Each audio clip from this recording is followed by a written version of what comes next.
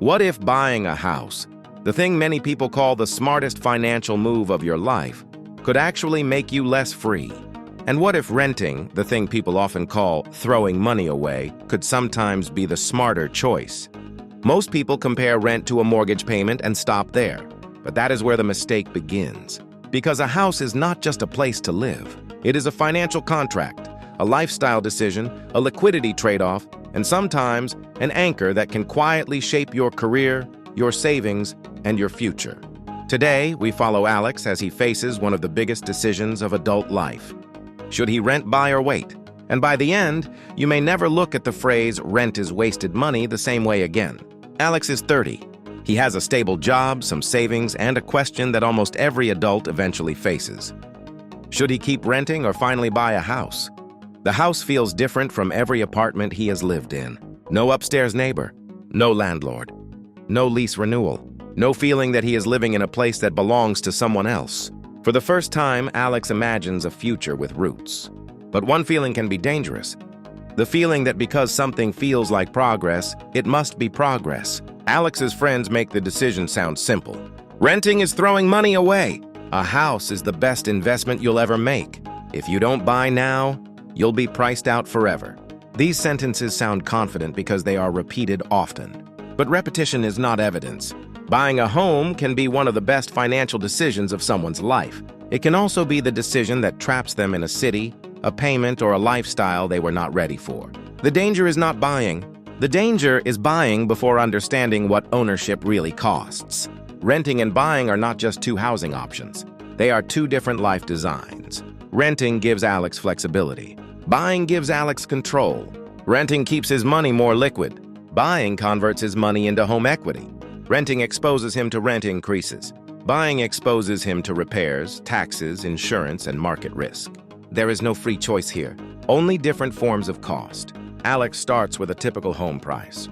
In the first quarter of 2026, the median sale price of new houses sold in the United States was $403,200. If Alex puts 20% down, he needs $80,640 up front before closing costs, moving costs, furniture, inspections, and emergency reserves. And this is where the first illusion appears. People often ask, "Can I afford the monthly mortgage?" But the better question is, can I afford to become financially less flexible?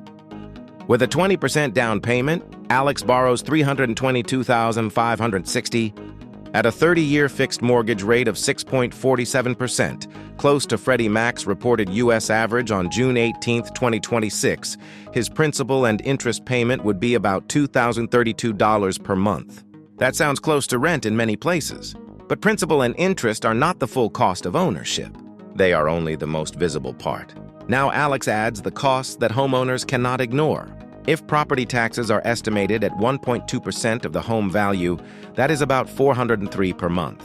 If maintenance is estimated at 1% of the home value per year, that is about $336 per month. Add a simple insurance estimate of $150 and a modest HOA estimate of $100, and the monthly ownership cost rises to about $3,022 before utilities. Meanwhile, Zillow's national average rent is around $2,010 per month.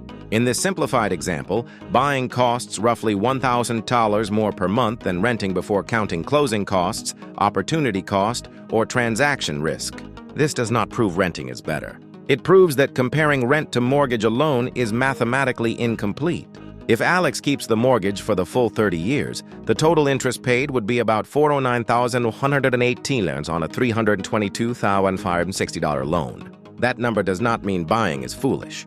Most people do not hold one mortgage unchanged for 30 years. They may refinance, sell, pay extra, or experience wage growth. But the number reveals something important. A mortgage is not just a path to ownership. It is also a long-term contract with the cost of capital. When interest rates are high, the price of the house is only half the story. The price of borrowing becomes the other half. People say rent is wasted money, but rent buys something real. It buys shelter. It buys flexibility. It buys the ability to move for a better job. It buys protection from a broken roof, a failed furnace, or a surprise plumbing bill. Rent does not build equity. That is true. But not every valuable thing becomes an asset on a balance sheet. Sometimes the value of renting is optionality. And optionality is easy to underestimate until you need it. 6 months later, Alex gets an offer in another city. The salary is higher. The career path is stronger. If Alex is renting, the decision is inconvenient but possible. He waits for the lease to end, pays moving costs, and goes. If Alex owns, the decision becomes heavier. Can he sell? Will the price be high enough? How much will he lose to agent fees, repairs, concessions, and moving costs? Buying a home does not just anchor your housing. It can anchor your career choices. Mobility is not abstract. For a knowledge worker, moving to a better labor market can increase lifetime earnings more than the appreciation of a starter home. But homeownership can make moving emotionally and financially harder. If Alex expects to stay in one area for 7 to 10 years, buying may make sense. If his career is still changing, renting may preserve the ability to say yes to opportunities. A house can be a home, but it can also become friction. When Alex buys, he starts building equity. But equity is not the same as profit. In the early years of a mortgage, a large part of each payment goes to interest. The house may appreciate, but Alex also pays property taxes, insurance, maintenance, closing costs, and possibly HOA fees. To know whether buying is creating wealth, Alex cannot simply ask, "Is my home worth more than before?" He must ask, "After all costs, am I better off than if I had rented and invested the difference?" In Alex's case, the simplified monthly ownership cost is about $3,022. The average rent example is about $2,010. That difference is roughly $1,010 per month. If Alex rents and invests that difference consistently, renting is no longer passive. It becomes an active wealth strategy. The real comparison is not renting versus buying. It is buying a leveraged real estate asset versus renting while investing the freed-up cash flow. A renter who spends the difference loses the advantage. A renter who invests the difference creates a serious alternative. Here is where the theory becomes uncomfortable. Renting can win mathematically if the renter invests the difference. But many people do not invest the difference. They spend it. A mortgage forces saving through principal repayment. It creates structure. That structure can be valuable for people who struggle to save voluntarily. This is one of the strongest arguments for buying. Not that homes always outperform other investments, but that home ownership can turn housing payments into forced long-term wealth accumulation. The weakness of renting is not rent itself. The weakness is undisciplined cash flow. National averages are useful for understanding the logic. They are dangerous for making the final decision. In some cities, renting is far cheaper than buying. In others, buying may be close to rent, especially if home prices are moderate and rents are high. The U.S. rental vacancy rate was 7.3% in the first quarter of 2026, while the homeowner vacancy rate was only 1.1%. That tells us something about market tightness, but not enough to decide for Alex. Housing is local. A national headline can be true and still be useless for your neighborhood. Alex uses a simple first filter: home price divided by annual rent. If a similar home costs $403,200 to buy and $2,010 per month to rent, annual rent is $24,120.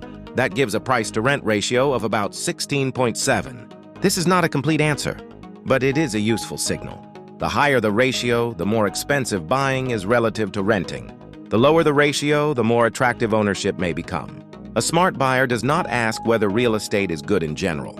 A smart buyer asks whether this specific property is attractive at this specific price relative to rent, income, rates, taxes, and expected time horizon. 6 months after buying, Alex's water heater fails. The repair is not optional. There is no landlord to call. This is the emotional difference between renting and owning. When you rent, housing problems are inconvenient. When you own, housing problems are also capital expenses. A maintenance reserve of 1% of home value per year is not pessimism. It is humility. For a $403,200 home, that estimate is about $4,032 per year or $336 per month. Some years will be cheaper. Some years will be brutal. Home ownership turns irregular expenses into your responsibility. But ownership is not only a spreadsheet. Alex can change the walls, plant trees, build a home office, host family without asking permission. A house can create stability, identity, and emotional return. The mistake is not valuing these things. The mistake is pretending they are free. If owning gives Alex peace, belonging, and long-term stability, that matters. But emotional value should be named honestly. It should not be disguised as guaranteed financial superiority. Buying has high transaction costs. There are closing costs when Alex buys, potential agent commissions, repairs, concessions, and moving costs when he sells. If Alex sells too soon, even a rising home price may not save him. This is why time horizon matters. A common rule of thumb is that buying becomes more attractive when you expect to stay long enough for appreciation and principal repayment to overcome transaction costs. For many buyers, that means at least 5 to 7 years. Less than that, and Alex is not really buying a home. He may be making a concentrated, leveraged bet on short-term local housing prices. Alex also has to think about life risk. What if he gets married? What if he has a child? What if his job changes? What if he wants to move closer to aging parents? What if the neighborhood no longer fits his life 3 years from now? Buying before life is stable can create a mismatch. Not because buying is bad, but because houses are expensive to change. Renting allows Alex to update his life more easily. Buying works best when the home matches not just who Alex is today, but who he is likely to become. The down payment is not just money spent. It is liquidity converted into illiquid equity. If Alex puts down $80,640, that money is no longer easily available for emergencies, starting a business, investing elsewhere, or surviving unemployment. Home equity can make Alex wealthier on paper, but paper wealth does not pay for a medical emergency unless he can borrow against it or sell. Liquidity is underrated because it looks boring, but liquidity is what keeps a crisis from becoming a forced sale. Now imagine Alex loses his job. Renter Alex may downsize, move cities, or reduce expenses after the lease ends. Homeowner Alex must continue paying the mortgage, taxes, insurance, maintenance, and utilities. If the local market is weak, selling may take months. If prices fall, selling may mean bringing cash to closing. Ownership can build wealth, but it also increases the penalty for being wrong about income stability. Before buying, Alex needs more than a down payment. He needs a post-purchase emergency fund. Buying starts to make sense when several conditions align. Alex expects to stay in the area for at least 5 to 7 years. His income is stable. He has emergency savings after the down payment. The monthly cost does not crowd out retirement investing or basic freedom. The property is not wildly expensive relative to rent. And Alex is willing to maintain the home. A house is not a trophy. It is a financial system, a lifestyle choice, and a long-term responsibility. Renting makes sense when Alex values flexibility, expects career changes, lacks a strong emergency fund, or lives in a market where buying is dramatically more expensive than renting. Renting also makes sense if the down payment would consume nearly all of his savings. The key is not to rent passively. If renting saves Alex $1,000 per month compared with owning, he should decide where that difference goes before life spends it for him. Index funds, retirement accounts, a business, career development, emergency savings. Renting can be financially powerful, but only if the flexibility and cash flow are used intentionally. Alex finally stops asking the emotional question, "Am I ready to be a homeowner?" and starts asking the analytical one, "What does each path make possible, and what does each path make harder?" Buying gives him stability, control, and forced equity, but it reduces liquidity and mobility. Renting gives him flexibility and lower monthly commitment, but it requires discipline to build wealth outside the home. The decision is not about maturity. It is about fit.